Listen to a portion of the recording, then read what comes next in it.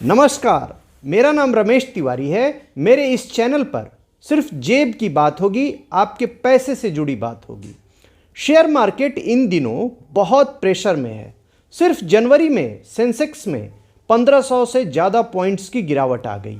आखिर इसकी वजह क्या है और क्या आगे भी इसी तरह की गिरावट आने की संभावना है? आज चर्चा इसी पर। समझा जा रहा है कि इस गिरावट के लिए विदेशी निवेशक जिम्मेदार हैं। उन्होंने जनवरी में 35,000 करोड़ रुपए से ज़्यादा के शेयर बेच डाले। लेकिन देखना होगा कि क्या हो गया है उन्हें, किस बात पर खफा हो गए हैं वो।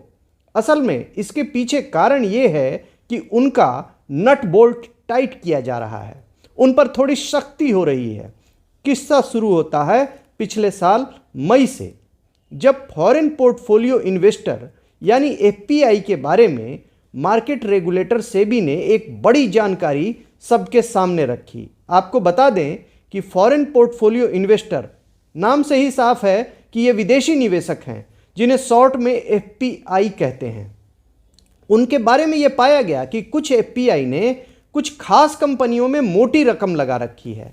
इससे ये चिंता सामने आई कि एफपीआई के नाम पर कहीं खेल तो नहीं हो रहा है, कहीं एफपीआई मुखौटा तो नहीं बन गए हैं, उनके नाम पर कहीं हमारी कंपनियों के ही प्रमोटर कोई खेल तो नहीं खेल रहे हैं।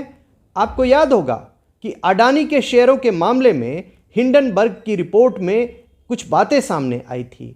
उसमें यही आरोप लगाया गया था कि अडानी ग्रुप की कुछ कंपनियों में एफपीआई का जो निवेश दिख रहा है वो असल में अडानी ग्रुप के प्रमोटरों की ही कंपनियां हैं। लेकिन इस आरोप का गौतम अडानी की कंपनी ने गलत बताया था, उसे खारिज किया था। अब मार्केट रेगुलेटर सेबी ने एफपीआई को हल्के में नहीं लिया है। उसने बताया है कि फॉरेन पोर्टफोलियो इन्वेस्टर के नाम पर जो भी पैसा यहां लगा है उसमें एक अच्छा खासा हिस्सा बेहद रिस्की हो सकता है। इसे देखते हुए सेबी ने पिछले अक्टूबर में कुछ नियम बनाए। इसके तहत जहां भी एफपीआई का एक्सपोजर उनकी लिमिट से ज़्यादा था, उन्हें कहा गया कि इसे 3 महीने के अंदर कम करना होगा। सेबी ने कुछ और नियम बनाने का फैसला किया, जिस पर भी आपको जानकारी जरूरी है। एफपीआई का आधा से ज़्यादा पैसा अगर किसी एक भारतीय कंपनी में लगा होगा तो उसे इसकी जानकारी देनी होगी, या फिर उसने यहां स्टॉक मार्केट में 25,000 करोड़ रुपए से ज़्यादा पैसा लगा रखा है तो भी उसे लिखित में खुलासा करना होगा। अब सेबी के इन नियमों का पालन करने के लिए भरपूर समय दिया जा रहा है। फिर भी इन नियमों का पालन करने में हो सकता है कि ज़्यादातर एफपीआई को दिक्कत ना हो, लेकिन कुछ को तो समस्या हो सकती है, खासतौर पर वो जो खेल खेल रहे होंगे। फिलहाल मार्केट में एफपीआई जो शेयर बेच रहे हैं उसे पैनिक सेलिंग या घबराहट की बिक्री के तौर पर तो नहीं देखा जा रहा है, लेकिन उनके रुख में बदलाव तो आया है। जनवरी की शुरुआत में यही एफपीआई बुलिश थे और महीने के आखिर आते आते वो बेरिश हो गए, यानी पहले वो बाजार में तेजड़िए थे, तेजी ला रहे थे, अब मंदड़िए हो गए हैं, यानी उनके कारण मंदी आ रही है। पिछले हफ्ते उन्होंने सिर्फ 3 हफ्ते में 3 सेशन में 12,000 करोड़ रुपए के शेयर बेच डाले। उनका दिल वैसे इन दिनों अमेरिकी बॉन्ड पर भी आ रहा है, जिसका रिटर्न थोड़ा थोड़ा बढ़ने लगा है, और भारत में फाइनेंशियल सर्विसेज देने वाली जो कंपनियां हैं जिनसे काफ़ी उम्मीद रहती है, उनके नतीजे उम्मीद के मुताबिक नहीं रहे, तो हो सकता है इस कारण भी उन्होंने अपने शेयर बेचे हों।